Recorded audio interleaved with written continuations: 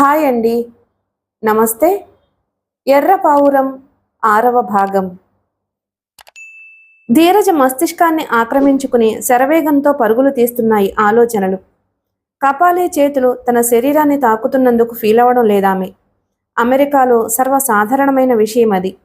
పార్టీలలో, ఫంక్షన్స్లో కలిసి డ్యాన్స్ చేసేటప్పుడు స్త్రీ పురుషుల శరీరాలు ఒకరిది ఇంకొకరికి తగలడం, గట్టిగా ఒత్తుకోవడం జరుగుతూనే ఉంటుంది. దాంతో పోల్చుకుంటే ఇది ఏమంత పట్టించుకోవాల్సిన విషయం కాదు.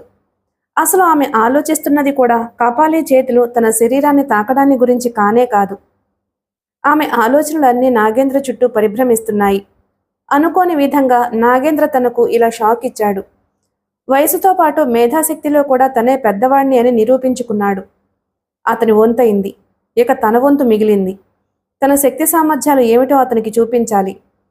అతడి ప్రయత్నాన్ని తిప్పికొట్టడం ద్వారా ఆ పని చేయాలి. అందుకు ఇదే మంచి అదును. కపాలి ఆమెను చెక్ చేయటం ముగించాడు. ధీరజ ఇంకా చేతులు పైకెత్తే ఉంచింది. పైనేమీ కనిపించలేదు. లోపలేమైనా దాచిందేమో చూడాలి అన్నాడు. వాట్? గాభరాగా అరిచిందామె. ఎస్, నువ్వు అమెరికా కిలాడీవి. నిన్ను నమ్మడానికి లేదు. అంటే అంటే నా దుస్తులు విప్పాలా? అనుమానంగా అడిగింది. అర్థం చేసుకుంటే సరి. నో, వీల్లేదు. నేను బట్టలు విప్పడానికి ఒప్పుకోను అంటూ అరిచింది. తప్పదు. బలవంతంగా ఆ పని మేము చేయటం కంటే నీ బట్టలు నువ్వే విప్పి మాతో సహకరించడమే బాగుంటుంది. ఏమంటావు? నువ్వు విప్పుతావా, మమ్మల్ని విప్పమంటావా? కమాన్, త్వరగా నిర్ణయించుకో అన్నాడు దావూద్. డామిట్, మానవత్వం తెలియని మనుషులు మీరు అంది కక్షగా. అవును, రాక్షసులం. ఇంకా నీచులు, కిరాతకులు. నువ్వు ఎన్నైనా అనుకో, ముందు మేం చెప్పినట్టు చెయ్యి. ఆ చేతులు కిందకి దించి నీ దుస్తులు విప్పు అన్నాడు కపాలి. All right. మీలాంటి మూర్ఖులతో వాదించటం కంటే ఆ పని చేయటమే బెటర్ అంటూ ఎత్తి ఉంచిన చేతుల్ని కిందకు దించింది ధీరజ. దించుతూనే వేగంగా కదిలింది మెరుపుల. ఫట్ ఫట్ మంటూ ఆ ఇద్దరి ముఖాల మీద పడ్డాయి 2 పిడిగుద్దులు. ఆదిరిపోయాయి ఎదురుగా నిలబడ్డ ఆ ఇద్దరి ముఖాలు. ధీరజ ఆ విధంగా ఎదురు తిరుగుతుందని కానీ, ఆమె చేతులలో అంత బలం ఉంటుందని కానీ, రివాల్వర్ని కూడా లెక్క చేయనంత మొండి ధైర్యాన్ని ఆమె ప్రదర్శిస్తుందని గాని ఊహించని కపాలి, దావూదులు ఆమె పిడికిళ్ళు తమ ముఖాలను తాకుతూనే వెర్రిగా అరిచారు. ఆ తాకిడికి తట్టుకోలేక వెనక్కి తూలి వెల్లకిలా పడిపోయారు నేల మీద. కింద పడిన మరుక్షణంలో జారి దూరంగా పడిపోయింది దావూదు చేతిలో ఉన్న రివాల్వర్. ఏమరిపాటుగా ఉన్నందువల్ల ఆమె తమను దెబ్బ కొట్టగలిగిందని, ఒక ఆడపిల్లను దెబ్బతీయటానికి ఆయుధం అవసరం లేదని, కింద పడ్డ రివాల్వర్ని గురించి పట్టించుకోలేదు దావూదు, కపాలీలు. అదే ధీమాతో పిడికిళ్లు బిగిస్తూ లేచి నిలబడ్డారు. అయితే వారి అభిప్రాయాలను తల్లక్రిందులు చేస్తూ, వారి ధీమాలను దిగజారుస్తూ, ఆ ఇద్దరిని అంతులేని ఆశ్చర్యానికి గురిచేస్తూ ఆడపులిలా వారి మీద విరుచుకుపడింది ధీరజ. కరాటే స్టైల్లో కరచరణాలను ఉపయోగిస్తూ ఆ ఇద్దరిని విరగదీయటం ప్రారంభించింది. ఆ దృశ్యాన్ని చూసి బిగుసుకుపోయారు కైజారులతో రాకేష్ను కవర్ చేస్తున్న కిరాయి రౌడీలు. వాళ్లే కాదు, రాకేష్ కూడా విపరీతమైన ఆశ్చర్యానికి గురయ్యాడు బలవంతులైన ఆ ఇద్దరిని ధీరజ అలా విరగదీయటం చూసి. ఆమె ముఖంలో కోపాన్ని, ఆ కదలికలలో ఆవేశాన్ని, ఆ పోరాటంలో నేర్పుని, అంతకు మించిన వేగాన్ని మొట్టమొదటిసారిగా చూస్తున్నాడతను. ధీరజని గురించి ఆ క్షణంలో రకరకాల సందేహాలు తలెత్తాయి అతని మస్తిష్కంలో. పోరాడడంలో తనను మించిపోయిందామె. అంతకుముందు ముచ్చటగా, సౌమ్యంగా, తెల్లపావురంలా కనిపించిన ఆమె ఇప్పుడు ఆగ్రహ ఆవేశాలు నిండిన వదనంతో ఎర్రపావురంలా కనిపిస్తుంది. పోరాడడంలో అంత నేర్పుగల ఆమె ఆగ్రాలో ఎందుకలా పిరికిదానిలా ప్రవర్తించింది? కుర్రరౌడీలు తనని దోచుకోబోయినప్పుడు ఎందుకు బెదురుచూపులు చూసింది? వాళ్లకి లొంగిపోయినట్లు ఎందుకు నటించింది? సమాధానం లభించని ప్రశ్నలు ధ్వజస్తంభాల మాదిరి తలలు ఎత్తడం ప్రారంభించాయి అతని మస్తిష్కంలో. వాటినన్నింటినీ కట్టకట్టి ఒక పక్కన పెట్టి తన చుట్టూ నిలబడ్డ కిరాయి రౌడీల అటెన్షన్ పరిశీలనగా చూశాడు రాకేష్. ఇంకెక్కడి అటెన్షన్? ధీరజ ఆ ఇద్దరిని విరగదీయటం ప్రారంభించినప్పుడే నీరుగారిపోయింది వారి అటెన్షన్. పట్టరాని ఆశ్చర్యంతో ఆమె వైపు డైవర్ట్ అయ్యాయి వారి చూపులు. అంతకు మించిన అవకాశం ఇంకెక్కడి నుంచి వస్తుంది రాకేష్కి? ఉన్నట్టుండి బిగ్గరగా అరిచాడు రాకేష్. శక్తినంతా చేతుల్లో కేంద్రీకరించుకుని తన పెడరెక్కలు విరిచిపట్టుకున్న వారిని తన చేతులతో పాటే ముందుకు లాగి బలంగా చరిచాడు వారి ముఖాల మీద. అదే వేగంతో మోచేతులతో పొడిచాడు తనకు ఇరువైపులా నిలబడ్డ ఇద్దరి పొట్టల్లో. వెర్రిగా అరిచారు ఆ నలుగురు. కళ్ళు పచ్చబడినట్లు అనిపిస్తూ ఉండగా నేలకు ఒరిగిపోయారా ఇద్దరు. పొట్టని 2 చేతులతో అదుముకుంటూ వెనక్కి తూలిపోయారు మిగతా ఇద్దరు. జారి కింద పడిపోయాయి వారి చేతుల్లోని కైజారులు. వాటిలో ఒకదాన్ని చేజిక్కించుకుని వారిని ఎదుర్కొన్నాడు రాకేష్. తగిలిన దెబ్బల్ని తట్టుకుంటూ లేచి అతన్ని ప్రతిఘటించడం ప్రారంభించారు ఆ రౌడీలు నలుగురు. వాళ్ల సంగతి అలా ఉంచితే ఇక్కడ కపాలీ దావూదులను తన కరాటే పంచ్లతో, కిక్కులతో తడిగుడ్డను పిండినట్టు పిండి వదిలింది ధీరజ. ఒళ్ళు హోనమయ్యేటట్టు చితకబాదేసింది. ఆమె ధాటికి తట్టుకోలేకపోయారు ఆ ఇద్దరు. లాకెట్ ఆమె నుండి హస్తగతం చేసుకుంటే ఆమెను చంపి అక్కడే గొయ్యి తీసి పాతిపెట్టాలి అనుకున్నారు వాళ్ళు. ఇంకాసేపు ఆమె ముందుంటే పాతిపెట్టే కార్యక్రమాన్ని ఆమె పూర్తి చేస్తుంది అని గ్రహించి ఒక్కసారిగా వెనుదిరిగారిద్దరు. ముందుగా పోయి జిప్సీ ఎక్కి స్టార్ట్ చేసి ముందుకు ఉరికించాడు కపాలి. పరుగందుకుని పడుతూ లేస్తూ వెళ్లి రన్నింగ్లో ఉన్న జిప్సీని ఎక్కేశాడు దావూద్. ఆ ఇద్దరిని ఒట్టినే వదిలిపెట్టడం ఎంతమాత్రమూ ఇష్టం లేకపోయింది ధీరజకి. అలా అనుకుంటూనే కింద కనిపించిన రివాల్వర్ని అందుకుని జిప్సీలో కపాలీ పక్కన కూర్చున్న దావూద్ కేసి గురిపెట్టి ప్రయోగించింది. ధన్మంటూ గర్జించింది రివాల్వర్. ఆమె గురి తప్పలేదు. గాలిని చీల్చుకుంటూ దూసుకుపోయి దావూద్ ఎడం జబ్బలోకి చొచ్చుకుపోయింది బుల్లెట్. బాధగా అరిచాడు దావూద్. రక్తం చిమ్ముతున్న భుజాన్ని కుడిచేత్తో అదుముకుంటూ సీట్లోంచి కిందకి వంగిపోయాడు. ఆ మరుక్షణంలో యాక్సిలేటర్ బలంగా అదిమినట్లున్నాడు కపాలి. అంతే, ఉన్నట్టుండి ఒక్కసారిగా వేగాన్ని అందుకుంది జిప్సీ. దట్టమైన దుమ్ముతరల్ని సృష్టిస్తూ రేసుగుర్రంలా ముందుకు దూసుకుపోయి కనుమరుగయింది. పిరికి పందలు. ఆ ఇద్దరినీ ఉద్దేశించి కసిగా తిట్టుకుంటూ పక్కకి తిరిగి చూసింది ధీరజ. కిరాయి రౌడీలతో ఇంకా పోరాడుతూనే ఉన్నాడు రాకేష్. చేతిలోని కైజారుని గిరగిరా తిప్పుతూ అవకాశం దొరికిన వెంటనే మళ్లీ గాయపరుస్తున్నాడు. తీసుకున్న కిరాయికి న్యాయం చేకూర్చాలన్నట్లు పట్టుదలగా అతనితో పోరాడుతున్నారు ఆ రౌడీలు నలుగురు. అతన్ని పడగొట్టడానికి శక్తివంచన లేకుండా ప్రయత్నిస్తున్నారు. రాకేష్కి సహాయంగా రంగంలోకి దూకి వాళ్ల పని పట్టాలనిపించింది ధీరజకు. ఎందుకనో ఆఖరి క్షణంలో ఆ ఆలోచన విరమించుకుని స్టాప్ స్టాప్ ఇట్ అని అరిచిందామె. అరుస్తూనే రివాల్వర్ను గాలిలో ప్రయోగించింది. ధన్మంటూ గర్జించింది రివాల్వర్. పోరాటాన్ని ఆపి ఎక్కడి వాళ్ళక్కడే నిలబడిపోయారా రౌడీలు. తన చేతిలోని కైజారును అవతలకు విసిరి సిగరెట్ వెలిగించుకుంటూ ఒక చెట్టుని ఆనుకుని నిలబడ్డాడు రాకేష్. బెదురుచూపులు చూస్తూ చేతులు గాలిలోకెత్తి నిలబడ్డారు ఆ రౌడీలు నలుగురు. నిజం చెప్పండి, ఎవరు మీరు? మిమ్మల్ని ఎవరు పంపారు? లాకెట్ తెమ్మని మీకు చెప్పిందెవరు? ఉరుములాంటి కంఠంతో అడిగింది ధీరజ. సమాధానం చెప్పకుండా ఒకరి ముఖాలొకరు చూసుకున్నారు ఆ నలుగురు. నిజం చెప్పకపోతే నిర్దాక్షిణ్యంగా మిమ్మల్ని కాల్చేస్తాను. రివాల్వర్ ట్రిగ్గర్ మీద వేలు బిగిస్తున్నట్టు నటిస్తూ వాళ్లను బెదిరించింది ధీరజ. నిజంగానే బెదిరిపోయారు వాళ్ళు. బలవంతంగా గుటకలు మింగుతూ నోరు విప్పాడు ఒక రౌడీ. మమ్మల్ని ఎవ్వరూ పంపలేదు. అసలు ఆ లాకెట్ ఏమిటో కూడా మాకు తెలియనే తెలియదు. మేము లోకల్గా ఉండే కిరాయి రౌడీలం. పోలీసు వేషాలలో ఒక అమ్మాయిని కిడ్నాప్ చేయడానికి సహకరించాలని, అందుకు ఒక్కొక్కరికి 2,000 ఇస్తామని చెప్పి 5,500 అడ్వాన్స్గా ఇచ్చి దావూద్, కపాలి అనబడే ఆ ఇద్దరూ మమ్మల్ని తీసుకొచ్చారు. ఇప్పుడు మా కర్మకి మమ్మల్ని వదిలేసి వాళ్ళ దారి వాళ్ళు చూసుకున్నారు అన్నాడు. అతను అబద్ధం చెబుతున్నాడు అనిపించలేదు ధీరజకు. కిరాయికి ఆశపడి ఎవరికి పడితే వారికి సాయం చేయాలని వస్తే ఇదిగో ఇలాంటి గతే పడుతుంది. నేను తలుచుకుంటే మీ నలుగురిని ఇక్కడే కాల్చి చంపగలను. కానీ నా విషయంలో మీరు చేసింది మొదటి తప్పుగా భావించి మమ్మల్ని వదిలేస్తున్నాను. ఇక ముందు ఆ ఇద్దరితో చేతులు కలపకండి అంది ధీరజ. ప్రాణాలతో వదిలేస్తాను అనగానే చేత్తో చెరిపినట్లు చెరిగిపోయింది వారి ముఖాలలోని భయం. వాళ్లతో చేతులు కలపడం కాదు, ఈసారి కనిపిస్తే ఇలా మమ్మల్ని వదిలేసిపోయినందుకు వాళ్లకు తగిన బుద్ధి చెబుతాం. మీరు కావాలనుకుంటే మీరు ఢిల్లీలో ఉన్నంతకాలం ఒక్క రూపాయి కూడా తీసుకోకుండా మీకు మా చేతనైనంత సాయం చేస్తాం. మీరు ఎక్కడికి రమ్మంటే అక్కడికి వస్తాం. ఏది చేయమన్నా వెనకాడం. మా మాట నమ్మండి మేడం. ఒకరి తర్వాత ఒకరు ఆమెకు సరెండర్ అవుతూ అన్నారు. చిన్నగా తల పంకించింది ధీరజ. చాలా సంతోషం.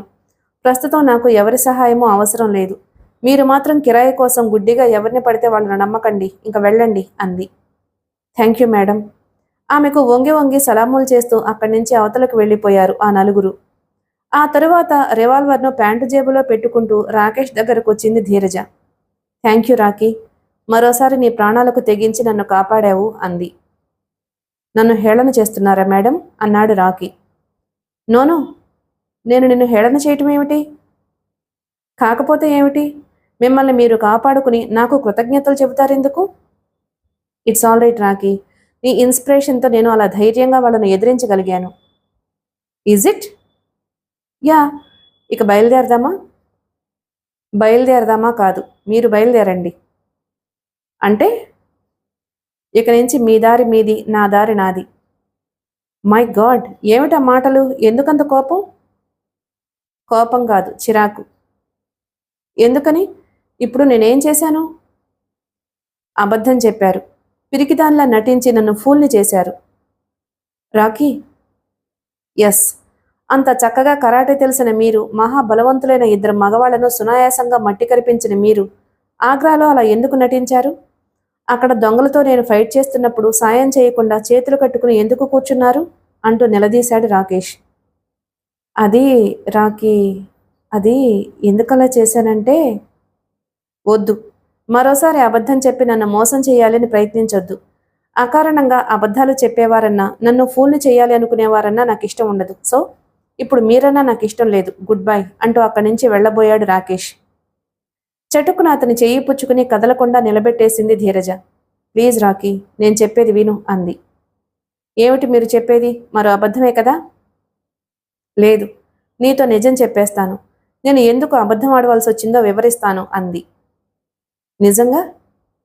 ప్రామిస్. అయితే చెప్పండి, మీరెవరు? వాళ్ళు మిమ్మల్ని కిడ్నాప్ చేయడానికి ఎందుకు ప్రయత్నించారు? ఫైటింగ్ తెలిసి కూడా ఆగ్రాలో ఆ దొంగల్ని ఎదిరించకుండా ఎందుకు ఆగారు? ప్రశ్నల వర్షం కురిపించాడు రాకేష్. నీ శక్తి సామర్థ్యాలను ప్రత్యక్షంగా చూసి తెలుసుకోవాలని ఆగ్రాలో అలా నటించాను రాకీ. నిజానికి ఆ రోజు ఆగ్రాలో నీతో దెబ్బలు తిన్నవాళ్ళు నిజమైన దొంగలు కారు. మరి నేను నియమించిన కిరాయి మనుషులు. మై గాడ్, విస్తుపోయాడు రాకేష్. ఎస్, వాళ్ళని ఢిల్లీ నుంచి నేనే రప్పించాను ఆగ్రాకి. నా శక్తి సామర్థ్యాలు తెలుసుకోవడం వల్ల మీకు లాభం ఏమిటి? అలా తెలుసుకోవాలని ఎందుకు అనుకున్నారు? అందుకు ఒక కారణం ఉంది. ఏమిటా కారణం? నేను ఇండియాలో ఉన్నంతకాలం నాకు ఒక పర్సనల్ సెక్రటరీ కావాలి. నాకు సెక్రటరీగా పనిచేయవలసిన వ్యక్తికి ఉండాల్సిన లక్షణాలను గురించి నన్ను పెంచిన తండ్రి ఒక కవర్ మీద వివరంగా రాసిచ్చాడు. ఆ లక్షణాలు నీలో ఉన్నాయో లేవో తెలుసుకోవడానికి ఏమీ తెలియని దానిలా నీ దగ్గర నటించాను. రాత్రి నన్ను సుఖపెట్టమని నిన్ను రెచ్చగొట్టడం కూడా నా నటనలో ఒక భాగమే అంది. మై గాడ్, అదంతా నటన? అవును. ఇంతకీ మీ తండ్రి గారు రాసిచ్చిన లక్షణాలు నాలో ఉన్నాయా?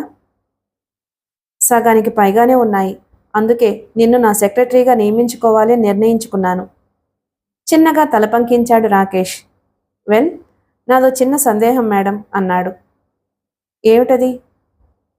ఒక టూరిస్ట్ అయిన మీకు సెక్రటరీతో అవసరం ఏమిటి? నేను ఇక్కడికి వచ్చింది టూరిస్టుగానే, కానీ రావడం వెనక ఉద్దేశం మాత్రం ఇది కాదు. మరి ఇంకేమిటి మీ ఉద్దేశం? పగ, ప్రతీకారం.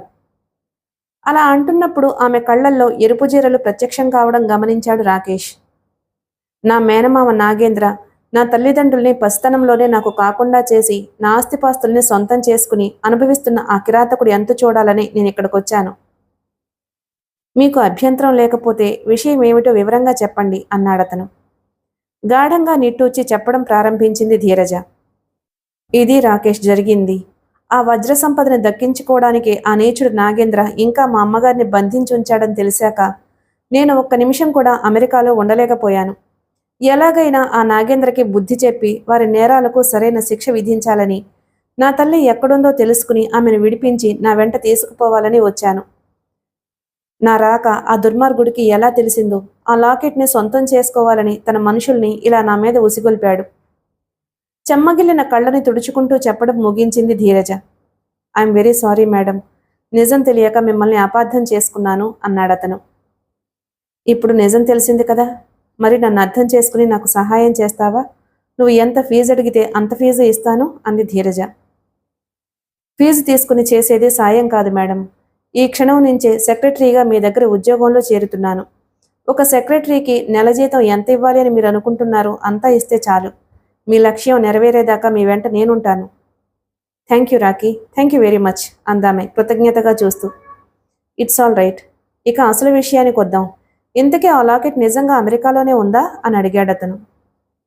లేదు రాకేష్, ఈ గొడవలన్నిటికీ మూల కారణమైన ఆ లాకెట్ లాడ్జ్ రూమ్లోని నా ఎయిర్ బ్యాగ్లోనే ఉంది. అతను ఆశ్చర్యంగా చూశాడు ఆమె మొహంలోకి. అదేమిటి? లాకెట్ ఎయిర్ బ్యాగ్లోనే ఉంటే మీ సామానంతా చెక్ చేసిన వ్యక్తి లాకెట్ కనిపించలేదని ఎందుకు చెప్పినట్లు అని అడిగాడు. అదే రాకి నాకు అర్థం కావడం లేదు. లాకెట్ అతనికి నిజంగానే కనిపించలేదా లేక కావాలని అతను అలా చెబుతున్నాడో తెలియటం లేదు. ఆల్ రైట్, ఇక్కడే ఉండి ఆ విషయాన్ని గురించి ఆలోచించడం కంటే రూమ్కి వెళ్ళి ఆలోచించడం మంచిది. Yes, you are correct. Come on, let us move అంటూ ఆ చెట్ల తోపులోంచి హైవే దిశగా అడుగులు వేయటం ప్రారంభించాడు అతను. అతన్ని అనుసరిస్తూ అక్కడి నుంచి బయలుదేరింది ధీరజ. అప్పుడు సమయం ఉదయం 9 గంటలైంది. ఇద్దరూ వేగంగా అడుగులు వేస్తూ 10 నిమిషాల తరువాత హైవే మీదకు చేరుకున్నారు. నువ్వు వెళ్ళి ఏదైనా కారును గాని లారీని గాని ఆపు అంటూ రోడ్డు పక్కన ఉన్న ఒక చెట్టు కింద చతికిలబడిపోయింది ధీరజ. నో మేడం, నేను అడిగితే ఎవరు వాహనాలు ఆపరు, మీరు అడిగితే ఆగుతారు అన్నాడు రాకేష్. లిఫ్ట్ అడగడానికి ఎవరైతే ఏమిటి? ఇది అమెరికా కాదు, ఎవరు అడిగితే వాళ్ళకి లిఫ్ట్ ఇవ్వడానికి. ఇది ఇండియా. ఇక్కడ మా వాళ్ళకి కొన్ని బలహీనతలున్నాయి. ఏమిటా బలహీనతలు? అందమైన ఆడదానికి బెదిరించే మగాడికి లొంగుతారు మా వాళ్ళు. Is it?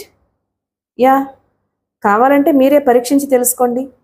ఇప్పుడు అందమైన మీరు నా పక్కన ఉన్నారు కాబట్టి నేను ఎవరిని బెదిరించదలుచుకోలేదు. మీరే ప్రయత్నించండి అంటూ చేతులు కట్టుకుని బుద్ధిమంతుల్లా రోడ్డు పక్కన నిలబడ్డాడు. ధీరజ రోడ్డు మీదకొచ్చి నిలబడింది. సరిగ్గా 10 నిమిషాల తరువాత సిటీ వైపు వెళుతూ అటుగా వచ్చింది ఒక వ్యాను. తెల్లపావురంలా కనిపిస్తూ రోడ్డుకు అడ్డంగా నిలబడి చెయ్యి ఊపుతున్న ధీరజను గమనిస్తూనే ఆమెను సమీపించి వ్యాన్ ఆపాడు దాని డ్రైవరు. వెంటనే సైడ్ డోర్ తెరుచుకుని కిందకి దిగాడు. పొడుగ్గా బక్కపల్చగా ఉన్న 60 ఏళ్ల వృద్ధుడు. What do you want young lady? ఎందుకు వ్యాన్ ఆపావు అని అడిగాడు పళ్ళికి లేస్తూ. ప్లీజ్ ఓల్డ్ మ్యాన్, నేను నా బాయ్ ఫ్రెండ్ అర్జెంటుగా సిటీలోకి వెళ్ళాలి. ఇఫ్ యు డోంట్ మైండ్ కాస్త మా ఇద్దరికి లిఫ్ట్ ఇస్తారా అని అడిగింది. ఆమె మాటలకు క్షణాల మీద కళ్ళ తప్పి నల్లగా మారిపోయింది ఆ వృద్ధుడి ముఖం. రోడ్డు పక్కన నిలబడ్డ రాకేష్ వంక కొరకొరా చూస్తూ తల అడ్డంగా తిప్పాడతను. సారీ, అడ్డమైన వాళ్ళను ఎక్కించుకుని తిప్పడానికి కొనలేదు ఈ వ్యాను. సిటీకి వెళ్లాలంటే ఏదైనా లారీలో వెళ్ళండి లేదా నడిచి వెళ్ళండి అంటూ ఆమె సమాధానం కోసం ఎదురు చూడకుండా వ్యాన్ ఎక్కి కూర్చుని పెద్ద శబ్దంతో డోరు మూసేశాడు. తెల్లబోయింది ధీరజ. చిరునవ్వుతో పలకరించిన ఆ వృద్ధుడు ఉన్నట్లుండి ఎందుకలా మారిపోయాడో ఆమెకు అర్థం కాక ఆ వ్యాను వెళ్లిన వైపే చూస్తూ ఉండిపోయింది. నవ్వుతూ ఆమె పక్కకొచ్చాడు రాకేష్. ఏమిటి మేడం అలా చూస్తున్నారు అని అడిగాడు. లిఫ్ట్ అడిగితే ఆ ఓల్డ్ మ్యాన్కి ఎందుకంత కోపం వచ్చింది రాకీ? అందమైన అమ్మాయి మాట ఎలాంటి వారైనా వింటారో అని నువ్వు చెప్పింది అబద్ధమా అని అడిగింది. నేను చెప్పింది అబద్ధం కాదు, పచ్చి నిజం. నిజమైతే ఆ ఓల్డ్ మ్యాన్ ఎందుకలా వెళ్ళిపోయాడు? అతన్ని ఓల్డ్ మ్యాన్ అన్నందుకే. వాట్? అతను ఓల్డ్ మ్యాన్ కదా? తను ఓల్డ్ మ్యాన్ అని అతనికే తెలుసు. కానీ ఒక అందమైన అమ్మాయి తనను ముసలివాడిగా జమకట్టి పిలవడం సహించలేడు. ఈ ముసలివాళ్లు తాత అనిపించుకోవడం చిన్నతనంగాను, అంకుల్ అనిపించుకోవడం గొప్పగాను ఫీల్ అవుతారు. పైగా నన్ను బాయ్ ఫ్రెండ్ అని చెప్పావు. ఇంకా తన వ్యాన్లో మనల్ని ఎందుకు ఎక్కనిస్తాడతను? ఓ గాడ్, ఇంత గొడవ ఉందన్నమాట. అదే ఇండియా అంటే. జుత్తుకు రంగేసుకుని వయసు దాచుకునే వాళ్ళు ఎక్కువగా ఉన్న దేశం మాది. భారంగా నిట్టూర్చింది ధీరజ. అయితే ఇప్పుడేం చేద్దాం అంది నీరసంగా. ట్రై అండ్ ట్రై అగైన్ అన్నారు పెద్దలు. మరోసారి ప్రయత్నించటమే మనం ఇప్పుడు చేయవలసింది. తల ఊపి అక్కడే నిలబడిందామె, మరో వాహనం రాక కోసం ఎదురు చూస్తూ. 10 నిమిషాల తర్వాత వచ్చింది ఒక అంబాసిడర్ కారు. ఈసారి అందులో ఉన్నది ఓల్డ్ మ్యాన్ కాదు, మిడిల్ ఏజ్డ్ లేడీ. చుడీదార్ ధరించి కూలింగ్ గ్లాసెస్ పెట్టుకుని ఉందామె. చూడ్డానికి కాస్త లావుగానే ఉందామె. కారు ఆగగానే కిందకు దిగి యగాదిగా చూడడం ప్రారంభించింది అందంగా నాజూకుగా ఉన్న ధీరజ వంక. ఆమెతో ఎలా డీల్ చేయాలో అర్థం కానట్లు ఇబ్బందిగా ముఖం పెట్టి రాకేష్ వంక చూసింది. వెంటనే ముందుకొచ్చాడు Rakesh. Good morning young lady, మీరు వెళ్తున్నది సిటీలోకే కదూ అని అడిగాడు నవ్వు ముఖంతో. వాట్? నేను యంగ్ లేడీలా కనిపిస్తున్నానా నీ కంటికి? రియల్లీ అంది సిగ్గుతో మెలికలు తిరిగిపోతూ. యా, ఇటు చూడండి. గొట్టం ప్యాంటు వేసుకుని లొట్టిపెట్టలా కనిపిస్తున్న ఈమె కంటే మీరు ఎంతో బ్యూటిఫుల్గా కనిపిస్తున్నారు. 25 వయసును కూడా మించిన మిమ్మల్ని యంగ్ లేడీ అంటే తప్పేమిటి? 40 ఏళ్లకు పైనే ఉంటుంది ఆమె వయసు. తనని పట్టుకుని 25 పడుచులా అభివర్ణించిన అతని మాటలకు ఉబ్బి తబ్బిబ్బైపోయిందామె. What a nice man. నువ్వు నాకు బాగా నచ్చావు. నీ మాటలు ఇంకా బాగా నచ్చాయి. నువ్వు సిటీకి వెళ్ళాలా? నీకు లిఫ్ట్ కావాలా అని అడిగింది ఒయ్యారం వలకబోస్తూ. Yes my dear young lady. ఉబ్బసం వ్యాధితో ఇబ్బంది పడిపోతున్న ఈ అమ్మాయిని కూడా కారు ఎక్కనివ్వండి. అర్జెంటుగా ఏదైనా హాస్పిటల్ దగ్గర వదిలేసి చేతులు దులుపుకోవాలి. చూసారా, నీరసంతో ఎలా తోటకూర కాడలా వేళ్లాడిపోతుందో. All right, all right. నువ్వు ప్రాధేయపడుతున్నావు గనక ఆ అమ్మాయిని కారులో ఎక్కించుకుంటున్నాను. అసలే జబ్బు మనుషులకి నాకు పడదు అంటూ ధీరజ్ను డ్రైవర్ పక్కన కూర్చోమని చెప్పి రాకేష్ను బ్యాక్ సీట్లో తన పక్కన కూర్చోపెట్టుకుందామె. వెన్నులోంచి ఎగదన్నుకొస్తున్న ఉక్రోషాన్ని బలవంతంగా అదిమి ఉంచుకుంటూ డ్రైవర్ పక్కన ఓపిగ్గా కూర్చుంది ధీరజ. వెనక సీట్లో కూర్చున్న ఆ మిడిలేజ్డ్ లేడీ ద్వంద్వార్థాలు ధ్వనించే మాటలతో, వెకిలి చేష్టలతో రాకేష్ను హింస పెట్టడం వ్యూ మిర్రర్లోంచి గమనిస్తూనే ఉందామె. సరిగ్గా 40 నిమిషాల తరువాత కారుని ఒక హాస్పిటల్ ముందు ఆపించింది ఆ middle aged lady. Hello my dear young man, వెళ్ళి ఆ ఉబ్బసం అమ్మాయిని హాస్పిటల్ లోపల వదిలేసిరా. మనం ఏదైనా రెస్టారెంట్కి వెళ్ళి బ్రేక్ఫాస్ట్ తీసుకుంటూ మాట్లాడుకుందాం అంది. ష్యూర్ ష్యూర్ అంటూ ధీరజతో పాటు కారు దిగాడు రాకేష్. ఆమెకు థ్యాంక్స్ చెప్పి హాస్పిటల్ వైపు అడుగులు వేశాడు. యంగ్ మ్యాన్ పిలిచింది ఆమె. వెనుదిరిగి ఆమె దగ్గరకొచ్చాడు. నీ పేరేమిటి అని అడిగింది. నా పేరు నా పేరు రోమియో అన్నాడు. ఓహ్, వాట్ ఎ బ్యూటిఫుల్ నేమ్ అందామె. మరి మీ పేరు? గులాబీ. గులాబీ? గులాబీ కాదు, గుండమ్మ అని పెట్టుకుంటే బాగుండేది అని తనలో తానే గొణుక్కున్నాడు. వాట్ అందామె. ఏం లేదు, మీ కారు చాలా బాగుందంటున్నాను. Thank you. You are welcome. వెళ్ళి త్వరగా వచ్చే రోమియో, నీకోసం ఎదురు చూస్తూ ఉంటాను అందామె. ఎక్కడున్నట్టు రాను? ధీరజ చేయి పుచ్చుకుని గబగబా హాస్పిటల్ కేసి అడుగులు వేశాడు రాకేష్. హాస్పిటల్ గేటు దాటి ఆవరణలోకి అడుగు పెట్టగానే అతని చెయ్యి విదిలించుకుంది ధీరజ. మిస్టర్, ఏమిటి నీ ఉద్దేశం? నిజంగానే నన్ను జబ్బు మనిషిని చేసి హాస్పిటల్లో చేర్పించాలి అనుకుంటున్నావా అంది గుర్రుగా చూస్తూ. చిన్నగా నవ్వాడు రాకేష్. ఆపద్ధర్మంగా చెప్పిన అటువంటి మాటల్ని పట్టించుకోకూడదు మేడం. అటు చూడండి, ఆ గులాబీ గుండమ్మ ఇటే చూస్తుంది. మీరు ఆలస్యం చేశారంటే కారు దిగి ఇటే వచ్చేస్తుంది. ఆనక నన్ను ఆమె గారి నుంచి కాపాడుకోవడం మీ తరం కూడా కాదు. ప్లీజ్ కమ్ అంటూ గబగబా లోపలికి నడిచాడు. మారు మాట్లాడకుండా అతన్ని అనుసరించింది ధీరజ. ఇద్దరూ హాస్పిటల్ రెండో వైపు నుంచి బయటపడి ఒక టాక్సీ ఎక్కి రేష్మా లాడ్జికి బయలుదేరారు. గులాబీ మాత్రం రోమియో రాక కోసం ఎదురు చూస్తూ తన కారులోనే కూర్చుండిపోయింది హాస్పిటల్ బయట. ఏమిటి మేడం, ఏమిటంత దీర్ఘంగా ఆలోచిస్తున్నారు? టాక్సీలో తన పక్కన మూతి ముడుచుకుని మౌనంగా కూర్చున్న ధీరజ్ని ఉద్దేశించి అడిగాడు రాకేష్. మీ మగవాళ్ళని గురించి, ముఖ్యంగా నిన్ను గురించి అంది. నన్ను గురించి ఆలోచించడానికేముంది? చాలా ఉంది. నేను గొట్టం ప్యాంటు వేసుకున్న లొట్టి పెట్టనా? నాకు ఉబ్బసం ఉందా? గుమ్మడికాయ లాంటి ఆ గులాబీని పట్టుకుని నాకంటే అందంగా ఉందని పొగుడుతావా అంటూ తన మనసులోని ఉక్రోషాన్నంతా కక్కేసింది ధీరజ. వింటూనే పెద్దగా నవ్వేశాడు రాకేష్. ఎందుకా నవ్వు అందామె కోపంగా. నేను అలా పొగడబట్టే మనం ఎప్పటికైనా సిటీకి చేరుకోగలిగాం. అయినా ఆమె మీకంటే అందంగా లేదని మీకు తెలుసుగా. అయినా ఇప్పుడు మీరు ఆలోచించవలసింది గులాబీ గురించి కాదు. మరి దేని గురించి ఆలోచించాలి? మీ లాకెట్ గురించి. దానిని అపహరించాలి అని ప్రయత్నిస్తున్న మీ మేనమామ నాగేంద్రుడి గురించి. ఆ విషయం ఎత్తగానే ధీరజ వదనం గంభీరంగా మారిపోయింది. టాక్సీ రేష్మా లాడ్జి ముందాగింది. డ్రైవర్కి ఫేర్ చెల్లించి రాకేష్తో పాటు లోపలికి వస్తున్న ధీరజని చూడగానే గబగబా ఎదురొచ్చాడు లాడ్జి ప్రొప్రైటర్. సారీ మిస్ ధీరజ, ఇంతకుముందు మా లాడ్జిలో ఇలా ఎప్పుడూ జరగలేదు. ఇప్పుడు ఎందుకు జరిగిందో నాకు అర్థం కాలేదు. మీకోసం సిటీలో ఉన్న పోలీస్ స్టేషన్లన్నిటికీ ఫోన్ చేశాము. కొన్ని స్టేషన్స్కి నేనే స్వయంగా వెళ్ళొచ్చాను. మీరు ఎక్కడా కనిపించలేదు. ఇంకా మిమ్మల్ని ఎంతసేపు ఏ స్టేషన్లో ఉంచారు? ఇన్స్పెక్టర్ పేరేమిటి అని ప్రశ్నల వర్షం కురిపించాడు. ఇట్స్ ఆల్ రైట్, జరిగిందేదో జరిగిపోయింది. మేము నిర్దోషులమని తెలిసి వాళ్ళు వదిలేశారు. ఇక ఆ విషయాన్ని గురించి మాట్లాడుకోవడం అనవసరం అంటూ మేనేజర్ దగ్గర తాళం తీసుకుని గబగబా మెట్ల వైపు నడిచింది ధీరజ. బుర్ర బరుక్కుంటున్న ప్రొప్రైటర్ తనను నిలబెట్టి ప్రశ్నలు వేసే అవకాశం ఇవ్వకుండా ఆమెను అనుసరించాడు రాకేష్. ఇద్దరూ మెట్లెక్కి తన రూంలోకి వెళ్లారు. రూంలోకి అడుగు పెడుతూనే సూట్ కేస్ ఎయిర్ బ్యాగుల వంక చూసింది ధీరజ. ఎక్కడ పెట్టినవి అక్కడే చెక్కు చెదరకుండా ఉన్నాయి ఆ రెండు. గబగబా ఎయిర్ బ్యాగ్ను ఓపెన్ చేసి లాకెట్ కోసం వెతికింది ధీరజ. ఆమె గుండె జల్లుమంది. ఎయిర్ బ్యాగ్లో లాకెట్ లేదు. ఆ విషయాన్ని గ్రహిస్తూనే నీరసంగా నేల మీద కూలబడిపోయింది. పోయింది. వాళ్లే, ఆ నాగేంద్ర మనుషులే తీసుకుపోయి ఉంటారు. నాకు అలా అనిపించటం లేదు మేడం. ఎందుకని? వాళ్లే గనక లాకెట్ తీసుంటే మనల్ని ప్రాణాలతో ఉంచేవాళ్లు కాదు. మీ రూమ్ చెక్ చేసిన అతనికి ఇక్కడ లాకెట్ దొరికి ఉంటే బట్టలు విప్పించి చెక్ చేయవలసిన అవసరం ఉండేది కాదు. అయితే లాకెట్ ఏమైనట్టు? పొరపాటున ఇంకెక్కడైనా పెట్టి మర్చిపోయారేమో, గుర్తు చేసుకోండి.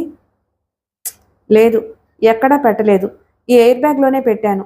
మొన్న రాత్రి దాన్ని తీసి అందులోని నా తల్లిదండ్రుల ఫోటోలు చూడడం రూమ్ బాయ్ గపూర్ కూడా చూశాడు. ఆమె మాటలకు చిన్నగా విజిల్ వేశాడు రాకేష్. అయితే అదన్నమాట సంగతి. ఏమిటి? రూమ్ బాయ్ గపూర్ మీరు లాకెట్ని ఎయిర్ బ్యాగ్లో పెట్టడం చూశాడంటున్నారు కదూ? అవును. సో దొరగారు చేతివాటం చూపించారన్నమాట. అంటే అంటే ఏముంది మేడం, మీ లాకెట్ని ఆ రూమ్ బాయ్ గపూర్ తీసుండొచ్చు. నోనో, అతను అలాంటివాడు కాదు. రాకేష్ చిన్నగా నవ్వాడు. ఢిల్లీ జనాలు ఎవరు ఎలాంటి వాళ్ళో ఎప్పుడు ఏం చేస్తారో ఎవ్వరికీ అర్థం కాదు మేడం. రూమ్ బాయ్స్లో నిజాయితీ గల వాళ్ళు ఉన్నారు, గపూర్ లాగా హస్తకళ ప్రదర్శించే వాళ్ళు ఉన్నారు. ఒక నిమిషం ఆగండి, తెలుస్తుంది. టెలిఫోన్ రిసీవర్ ఎత్తి ఒక బటన్ నొక్కాడు. వెంటనే వినిపించింది డ్యూటీలో ఉన్న రిసెప్షనిస్ట్ నేము, ఆపరేటర్ కంఠం. నేను రూమ్ నెంబర్ 103 నుంచి మాట్లాడుతున్నాను. ఒకసారి మీరు అర్జెంటుగా మా రూమ్కి రావాలి. ఎస్, ఇక్కడికి వచ్చాక చెబుతాను. Okay, please come. Receiver cradle చేసి లేచి నిల్చున్నాడు రాకేష్. రిసెప్షనిస్ట్ వస్తున్నారా? అడిగింది ధీరజ. అవును, అతనితో మీరేమీ మాట్లాడకండి, నేను మాట్లాడతాను. తల ఊపిందామె. సిగరెట్ వెలిగించుకుని దమ్ములాగుతూ ఒకసారి చుట్టూ చూశాడు రాకేష్. ఎంట్రన్స్ నుంచి కాకుండా మరో మార్గం గుండా ఆ రూంలోకి వచ్చేందుకు వీలున్న అవకాశాలను గురించి పరిశీలిస్తూ బాల్కనీలోకి వెళ్ళాడు. పక్క రూమ్కి సంబంధించిన బాల్కనీ అక్కడికి బాగానే కనిపిస్తుంది. దానికి దీనికి మధ్యన వాటర్ పైప్ ఉంది. రాకేష్ ఆ వాటర్ పైపుని, దాన్ని ఆనుకుని ఉన్న 6 అడుగు వెడల్పు ఉన్న ఎడ్జిని చూస్తూ ఉండగా తలుపు మీద చప్పుడైంది. కమిన్ అన్నాడు రాకేష్. తలుపు తెరుచుకుని లోపలికొచ్చాడు రిసెప్షనిస్టు. కూర్చోండి అన్నాడు రాకేష్. పర్వాలేదు, నన్ను ఎందుకు రమ్మన్నారో చెప్పండి అన్నాడతను. పోలీసులు మమ్మల్ని తీసుకువెళ్లిన తరువాత ఎవరైనా ఈ రూంలోకి వచ్చారా? లేదు, తాళం నా దగ్గరే ఉంది. ఐసి.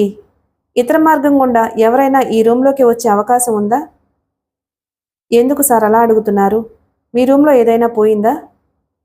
ప్లీజ్, అడిగిన దానికి సమాధానం చెప్పండి. పక్క రూంలోంచి ప్రయత్నిస్తే వాటర్ పైప్ పట్టుకుని బాల్కనీలోకి రావచ్చు. బాల్కనీ వైపు ఉన్న తలుపులు తెరిచి ఉంటే లోపలికి రావచ్చు. కానీ అలా రావడానికి ఎవరూ ప్రయత్నించరు. పక్క రూంలో ఎవరుంటున్నారు? ఎవరూ లేరు. 3 రోజులుగా అది ఖాళీగానే ఉంది. సరే, మీరు వెళ్ళి రూమ్ బాయ్ గపూర్ని పంపించండి. గపూర్కి డ్యూటీ అయిపోయింది, ఇంటికి వెళ్ళిపోయాడు. మళ్ళీ ఎప్పుడొస్తాడు? డ్యూటీ ప్రకారం అయితే మళ్ళీ రాత్రి 8 గంటలకు రావాలి. కానీ వెళ్ళేటప్పుడు 2 రోజులు సెలవు కావాలి అని చెప్పి వెళ్ళిపోయాడు. అలాగా? గపూర్ ఉండేది ఎక్కడో మీకు తెలుసా? ఎందుకు సార్, అతనేమైనా అనుమానంగా అడిగాడు రిసెప్షనిస్టు. నోనో, అలాంటిదేమీ లేదు, జస్ట్ క్యాజువల్గా అడిగానంతే. అతనిల్లు ఇక్కడికి చాలా దూరం సార్. షత్రంజ్ ఏరియాలో ఉంటుంది. పటేల్ స్ట్రీట్లో 10వ నెంబర్ పెంకుటిల్లు. థ్యాంక్ యూ, ఇక మీరు వెళ్ళండి. ఇంకో అరగంటలో రూమ్ ఖాళీ చేస్తున్నాం, బిల్లు రెడీ చేయండి అన్నాడు రాకేష్. ఉదయం జరిగిన దానికి మీరు చాలా బాధపడుతున్నట్లున్నారు. ఇక మీదట అలాంటివేమీ జరగదు అన్నాడు రిసెప్షనిస్టు. మేడం రూమ్ ఖాళీ చేస్తున్నది అందుకు కాదు. ఆమె ఇక్కడ చూడవలసిన ముఖ్యమైన ప్రదేశాలు చూసేశారు. రాజస్థాన్ ప్రోగ్రాం వేసుకున్నారు. రిసెప్షనిస్టు ఇంకేమీ మాట్లాడకుండా అక్కడి నుంచి వెళ్ళిపోయాడు. ఏమిటి రాకీ, గపూర్ లాకెట్ తీశాడంటావా? నిస్సందేహంగా అతనే తీసుండాలి. ఎందుకంటే నీ దగ్గర లాకెట్ ఉన్నట్లు మీరు చెప్పేదాకా నాకు కూడా తెలియదు. దాన్ని చూసింది అతనొక్కడే. అంత విలువైన ఆ లాకెట్ని నిర్లక్ష్యంగా రూమ్లో వదిలేయటం మీదే తప్పు. రూమ్లో మనం లేని సమయాన్ని అతను అవకాశంగా తీసుకున్నాడు. ఖాళీగా ఉన్న పక్క రూమ్లో నుంచి ఈ రూమ్లోకి వచ్చి కామ్గా పని ముగించుకున్నాడు. అతను 2 రోజుల పాటు లీవ్ పెట్టడానికి కారణం లాకెట్ని అమ్మి జల్సా చేయటం కోసమే అయ్యుంటుంది. మై గాడ్, నేను అంత దూరం ఆలోచించలేదు అందామె ఆశ్చర్యంగా.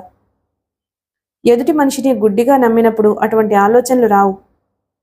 అది సరే, ఇప్పుడు మనం రూమ్ ఎందుకు ఖాళీ చేయాలి? మీరున్న ఈ చోటు మీ శత్రువులకి తెలిసిపోయింది కనుక. మన చేతిలో దెబ్బతిన్న వాళ్ళు దెబ్బకు దెబ్బ తీయకుండా చేతులు కట్టుకుని కూర్చోరు కనుక అన్నాడు రాకేష్. నిజమే. దెబ్బతిన్న నాగేంద్ర అనుచరులు లాకెట్ కోసం ఏదో విధంగా తనను బంధించడానికే ప్రయత్నిస్తారు. వాళ్లతో గొడవ పడుతూ కూర్చుంటే లాకెట్ ఎలా మాయమైందో తెలుసుకోవడం కుదరదు. సో రాకేష్ చెప్పినట్టు చేయటం మినహా మరో దారి లేదు.